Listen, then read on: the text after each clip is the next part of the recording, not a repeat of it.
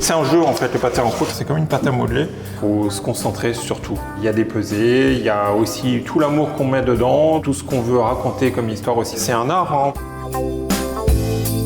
Toi, t'es possédé par le pâté en croûte? Moi, je suis possédé par le pâté en croûte, je peux en parler des heures. Mais si on a un ensemble parfaitement maîtrisé, une pâte qui va être cuite, croustillante, une farce qui va être moelleuse, bien assaisonnée et une gelée qui va bien accompagner le tout, voilà, on va avoir un pâté en croûte qui va être parfaitement réussi.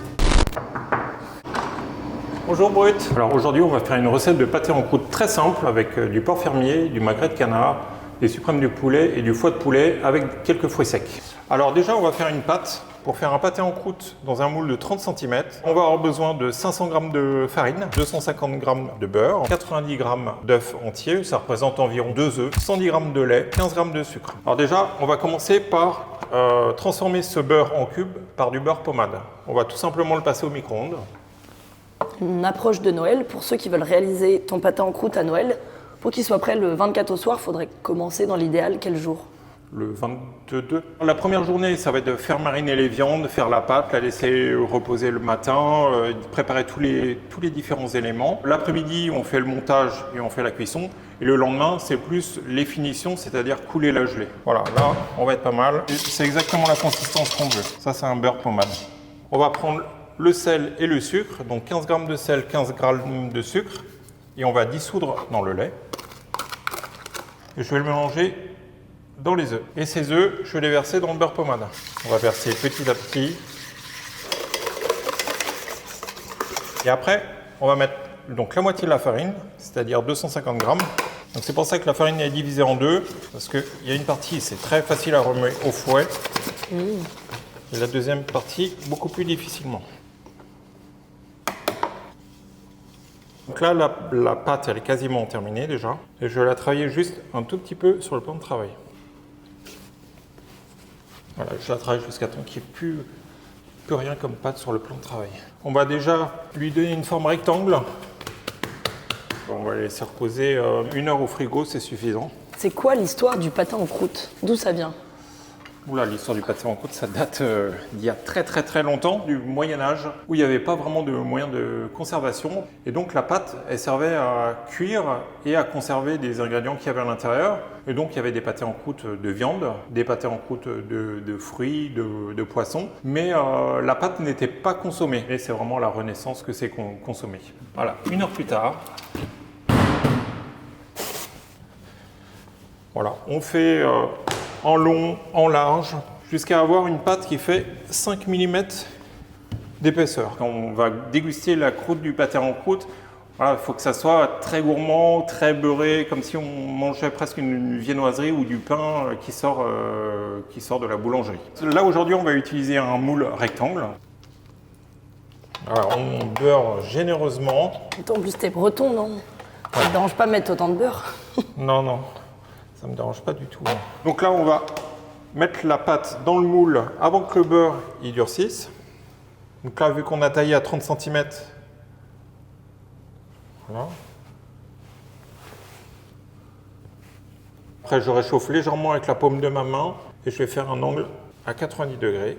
Donc là, on va humidifier les 3 côtés où on veut avoir une soudure avec juste de l'eau. On n'a pas besoin d'utiliser de l'œuf. On va positionner au fond du moule comme ça. Comment on fait les angles? Voilà, je la prends comme ça, hop.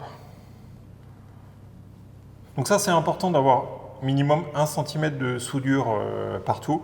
Là, ça évite les fuites pendant la cuisson.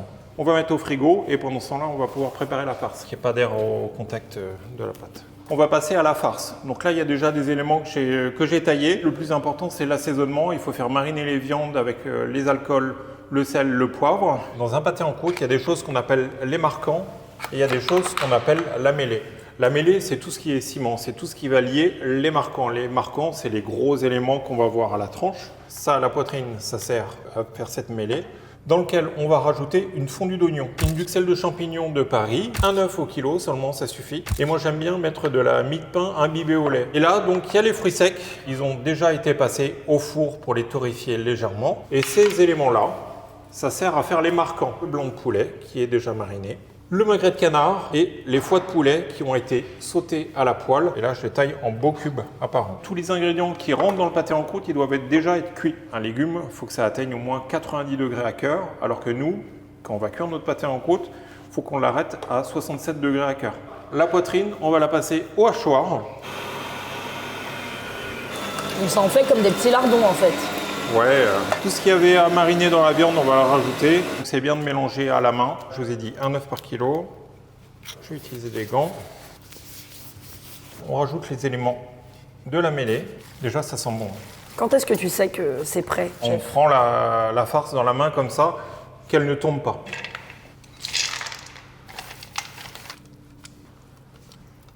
La farce est prête. Donc on peut faire du pâté en croûte avec absolument tout. Bah, peut-être pas tout non plus, mais quoique. Moi, en fait, je suis pas charcutier du tout à la base. Je suis cuisinier.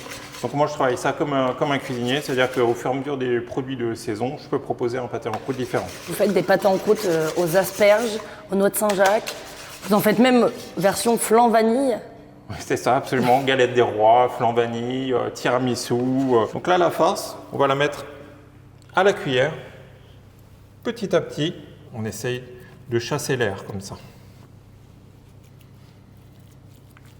On essaye d'avoir un pâté en croûte où la farce est la plus horizontale possible. C'est-à-dire qu'ici, on doit pas avoir plus haut que tout au bout. Là, on va mettre de l'œuf battu. Ça, c'est le couvercle. Voilà, le couvercle qu'on va vraiment équilibrer et centrer. Et le but, ça va être de coller les deux parties de pâte. Alors ça, c'est une pince à chiqueter ou pince à tarte. Ça. En fait, on démarre de l'endroit où on a arrêté et on pince. On démarre, hop, on pince. Sans pince à chiqueter, voilà, on fait juste ça.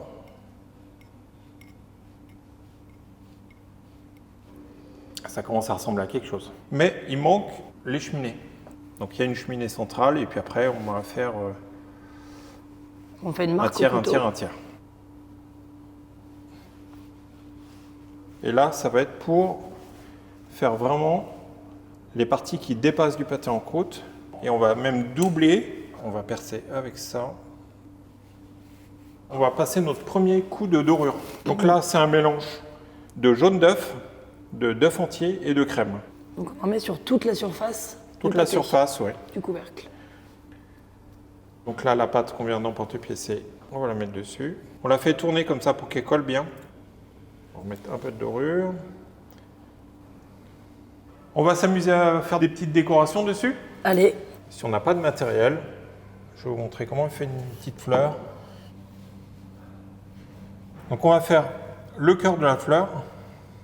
On va rouler, hein. C'est un peu une opération un peu pâte à modeler, si on veut. Et après, on va rouler ça autour du cœur. Et après, on serre la base. Simple et efficace. Entre le moment où on monte un pâté en croûte et le moment où on le met en cuisson, il faut normalement avoir 1 heure d'attente pour que toutes les soudures fassent effet. On appelle ça grigner, c'est-à-dire rayer la pâte. Les douilles, je vais les graisser. Je les insère ici, en les enfonçant suffisamment pour que ici, ça soit hermétique entre les deux. et donc là on enfourne pour combien de temps? On a 12 minutes. Donc 12 minutes, c'est 210, on y va tranquillement. Tu surveilles. Je trouve que c'est un spectacle, je sais pas, j'observe, j'analyse, je regarde le beurre moussé.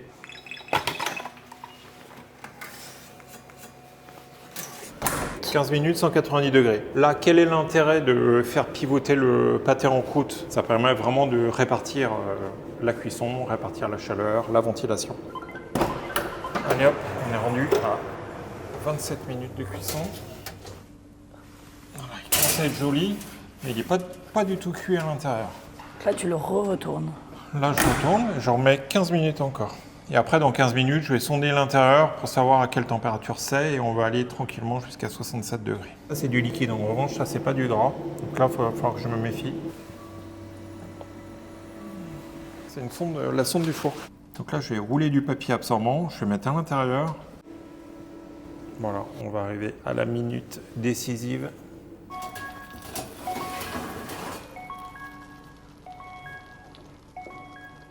Ouais, donc là, il est vraiment, vraiment en ébullition. Là. Et ça, on va mettre au frigo jusqu'à demain. Bon, si vous êtes chez vous, il faut quand même le laisser refroidir à température ambiante avant de le mettre au frigo. Ils sont bons, ça. Hop. Bye bye, à demain. Alors là, je vais retrouver Frédéric pour le deuxième jour de préparation du pâté en croûte. Y'a quelqu'un? Ça va, tu vas Bienvenue bien? pour cette deuxième journée. Donc il a reposé toute la nuit. Toute la nuit. Donc on va retirer un peu l'excédent de pâte. Alors, le principe, ça va être de couler de la gelée. C'est une gelée de carcasse. La poitrine de porc qu'on a utilisée pour mettre dans la farce, en fait, j'ai utilisé l'avoine et les os que j'ai fait rôtir au four avec des échalotes, du thym, du laurier, de l'ail. J'ai mis de l'eau juste à hauteur, à frémir pendant 1 heure. Ça donne ça une fois qu'on a mis la gélatine. Et donc là, on va utiliser du matériel professionnel. Ça s'appelle un chinois piston. Ça permet de doser facilement la gelée quand on va la mettre dans la cheminée. C'est Je quand m'arrête arrêté. quand j'arrive dans les cheminées. Quand ça monte au bord. Oui. On peut faire tout simplement avec une boîte aussi. 15 à 20 minutes de refroidissement. Voilà, C'est ça bon. tremble plus. Donc ça veut dire que la gelée, elle a figé.